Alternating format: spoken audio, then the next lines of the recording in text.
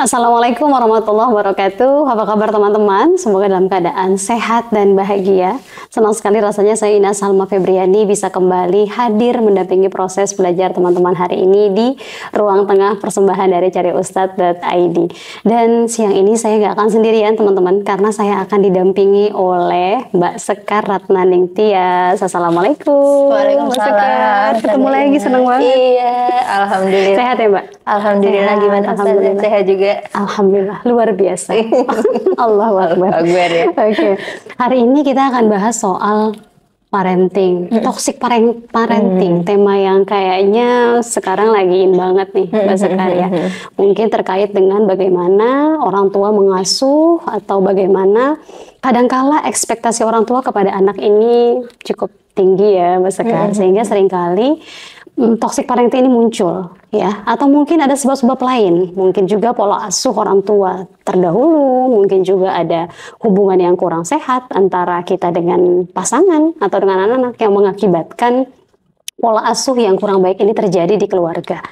Nah, kalau kita bahas toxic parenting, Mbak Sekar, kira-kira apa sih yang melatar belakangi ini kok bisa terjadi? Boleh sharingnya nggak, Mbak Sekar?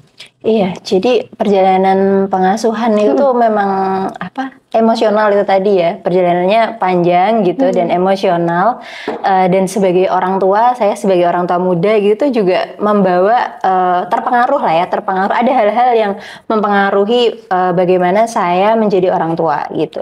Salah satunya ya bagaimana orang tua saya dulu membesarkan pada saat saya kecil gitu ya, ibaratnya adalah pengasuhan masa lalu. Dan ini kalau saya lihat di berbagai komunitas ataupun di buku-buku juga udah mulai banyak itu tuh dijadikan sebagai semacam latar belakang gitu ya. Jadi sebelum kita maunya seperti apa ke anak-anak kita, itu tuh kita mesti melihat dulu sih bagaimana pengasuhan masa lalu kita gitu. Jadi apa sih kita perlu sadar sih kayaknya kata kunci utamanya ya, perlu menyadari apa hal-hal pengasuhan dari masa lalu yang baik dan bisa dilanjutkan, atau apa yang perlu diputus rantainya gitu ya. Jadi mungkin generasi saat ini, orang tua saat ini tuh generasi yang mulai sadar ya akan hal itu, yang mulai aware gitu ya Ustazah ya. Apa nih yang baik dan apa yang mungkin sesuai sama zamannya sih Ustazah. Karena kadang kalau bilang gini ya, saya dulu orang tua saya misalnya mukul atau apa, saya baik-baik aja kok sekarang gitu. Apakah itu artinya saya sebagai orang tua melakukan itu kepada anak? Belum tentu ya, karena zamannya beda gitu. Iya gitu sih. Zamannya beda, maka pola asuh pun juga harus disesuaikan. Betul, gitu ya, Mbak Sekar ya. Mungkin kalau orang tua kita dulu ada istilah, orang tua dulu itu punya banyak anak, semuanya tuh bisa kok asuh, semuanya nurut gitu ya Mas Sekar. Tapi mungkin nggak di zaman sekarang gitu ya, dimana tantangan pengasuhannya juga semakin bertambah gitu ya. Dan kalau kita lihat bagaimana toxic parenting ini ternyata tidak hanya dalam bentuk kekerasan fisik mungkin Mbak Sekar, tapi juga kekerasan yang sifatnya psikis gitu ya. Kalau menurut Mbak Sekar sendiri gimana? Apakah ini juga pada akhirnya mempengaruhi hubungan antara orang tua dan anak? Betul, itu apalagi zaman sekarang ya, di mana kesehatan mental itu juga menjadi pembahasan yang sering sekali kita dengar gitu ya Ustazah ya. Bagaimana kita itu juga perlu mengucapkan kata-kata yang lebih baik gitu ya. Mengingatkan dengan positif gitu ya, memilih kata-kata saat berinteraksi dengan anak sih sebenarnya seperti itu ya. Apakah kalau kita bilang misalnya melarang ya jangan gini, nanti sifatnya ancaman, sifatnya apa, itu kan sudah tidak relevan gitu ya saat ini ya, karena nanti akan mempengaruhi kesehatan mental anak-anak kita juga gitu.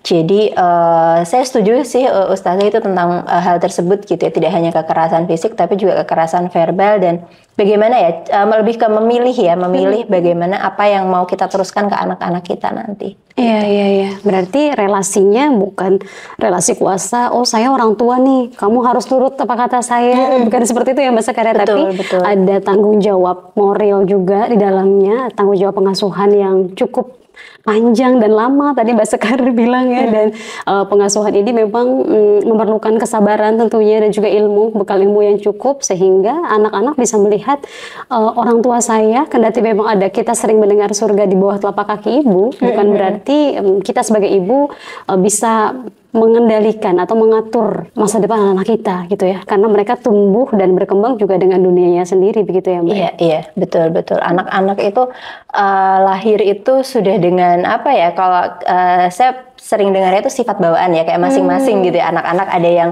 lebih mudah ketika bertemu dengan orang lain, ada yang mungkin butuh waktu pemanasan kalau ketemu dengan orang banyak. Nah itu kan kalau dulu kita mudah sekali ya melabel gitu ya, kamu gitu aja malu, temen kamu tuh bisa gitu ya.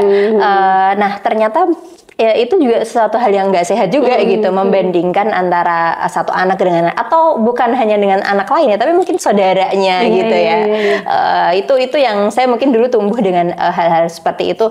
Nah sekarang kan kita tahu ya banyak ilmu, termasuk salah satunya tentang sifat bawaan. Itu kita perlu untuk tahu, oh emang ada yang seperti ini gitu. Jadi bagaimana treatmentnya untuk yang bukan berarti yang butuh pemanasan tadi lebih nggak bagus gitu ya, lebih jelek dari yang emang anaknya bersosial, tapi anak-anak punya potensinya masing-masing, udah digariskan sama yang di atas itu punya kecenderungan yang demikian. Tugas kita orang tua tuh mendampingi supaya anak-anak itu bisa berkembang dengan lebih baik lagi dengan keunikannya masing-masing. Dengan keunikannya masing-masing. Tapi sebelum itu mungkin ya Ustazah kalau boleh nambahin, kita juga perlu berdamai sama pengasuhan masa lalu itu tadi sih gitu. Jadi kan kita nggak bisa ngubah ya. Udah takdir ya. Iya, udah bagian kita. Mungkin gitu ya. pada saat mungkin kalau saya sih berdamai, oke, pada saat itu yang dilakukan orang tua saya sudah terbaik yang bisa orang tua lakukan pada masa itu gitu.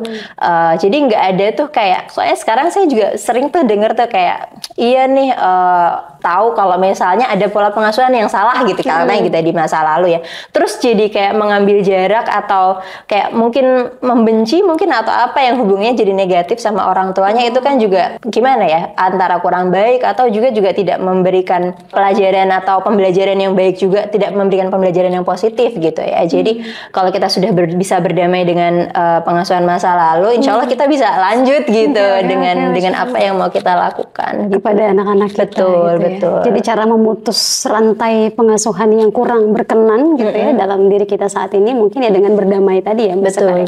Berdamai, bagaimana dulu mungkin ada perlakuan yang kurang mengenakan yang kita rasakan, dan kalau bisa itu jangan diteruskan oleh kita ya Mbak ya, agar bisa memutus mata rantai atau pola asuh yang kurang relevan kita gunakan hari ini. Tapi kalau kita lihat dari konteks Al-Quran, Mbak Sekar, relasi anak sama orang tua ini kan digambarkan dengan secara dinamis ya. Tidak melulu seorang nabi misalnya lalu menghasilkan anak yang juga jadi nabi gitu ya. Kita lihat misalnya contoh bagaimana salah seorang Nabi Ibrahim ya memiliki anak yang dua-duanya gitu ya, alhamdulillah menjadi seorang nabi dengan perjuangan yang sangat luar biasa. Tapi ada juga salah seorang nabi yang diuji gitu ya dengan anaknya gitu ya, dengan anaknya. Ini kan mungkin juga membuat para orang tua untuk terus belajar dan memahami bahwasannya mungkin apa yang kita ajarkan sudah cukup untuk bekal anak, tapi boleh jadi ada jalan masing-masing yang anak pilih gitu loh ya. Ya, agar kita tadi tidak terus menyesal ya, tidak terus merasa bahwa kita gagal menjadi orang tua gitu ya, Mbak Sekar. Atau mungkin juga merasa ya udahlah kayak saya nggak becus jadi orang tua gitu ya. Itu gimana mengatasi perasaan-perasaan itu Mbak Sekar yang boleh jadi kadangkala tidak sesuai harapan. Nah, kaitannya sama harapan saya menarik banget tuh. Itu kayaknya yang sering kali bagi saya terus ngedengar dari pengalaman orang tua lain ya tentang kaitannya tuh sama harapan gitu. Coba kok ketika saya berharapnya A gitu ya, ternyata yang kejadian tuh kayak jauh gitu dari harapan. Nah, kaitannya sama harapan kita perlu ngecek lagi sebetulnya itu ekspektasinya siapa sih gitu ya. Ekspektasi yang memang dibutuhkan oleh anak atau ekspektasi kita gitu. Sebagai orang tua. Iya, jangan-jangan itu ekspektasinya itu kepentingan kita gitu. Kayak misalnya orang tuanya dulu pengen punya cita-cita apa nih yang nggak kesampaian gitu, terus kemudian ingin mewariskan cita-cita tersebut ke anak. Padahal kan seperti yang Ustazah tadi bilang, anak tuh bisa punya jalannya sendiri-sendiri gitu ya. Bisa jadi nggak sesuai, nggak sama gitu kayak ekspektasinya orang tua. Disitulah pentingnya merefleksikan kembali ya, apakah itu ekspektasi yang sesuai sama kebutuhan anak, tahap perkembangan anak, kemudian keunikan anak, atau itu keinginan orang tua gitu. Betul. Karena biasanya seringkali yang bikin emosi atau apa itu karena ekspektasinya orang tua sih rata-rata kalau dicek lagi gitu ya. Ya teman-teman, jadi jangan terlalu berekspektasi yang berlebihan. Betul, tapi kita dampingi ya, betul. harapan kita, dampingi anak-anak kita, dan mungkin mengenali potensi dan kebutuhan mereka juga ya. Iya. Jauh lebih penting. Masya Allah, ini kayaknya nggak akan habis sesinya sampai 1 jam pun gitu ya, karena sangat menarik ngebahas soal parenting, orang tua, ngebahas bagaimana kita mengasuh anak-anak kita di rumah. Tapi satu clue yang saya dapatkan dari obrolan dengan Mbak Sekar hari ini, kita terus belajar menjadi orang tua yang baik, dan kita juga perlu tawakal kepada Allah, dan juga mungkin jangan lupa mendoakan anak-anak dan juga pasangan kita ya Mbak Sekar ya. Allah memberikan teladan dengan doa dalam Al-Quran sangat luar biasa indah ya. Rabbana hablana min azwajina wa dzurriyyatina qurrata a'yun waj'alna lil muttaqina imama. Semoga dengan doa ini bisa menguatkan perjalanan panjang kita ya Mbak Sekar ya untuk menjadi orang tua. Dan terima kasih teman-teman sudah mau menyimak kajian kita siang hari ini. Jangan lupa untuk terus menyaksikan Ruang Tengah persembahan dari cariustadz.id. Cari Ustadz adalah platform yang menghadirkan ustadz dan ustazah yang ramah dan kompeten di bidangnya, dan kami dalam setiap kajian tidak hanya akan menghadirkan ustadz atau ustazah saja, tapi juga expert yang ahli di bidangnya masing-masing. Saya Ina Salam Febriani mohon undur diri. Terima kasih. Wassalamualaikum warahmatullahi wabarakatuh.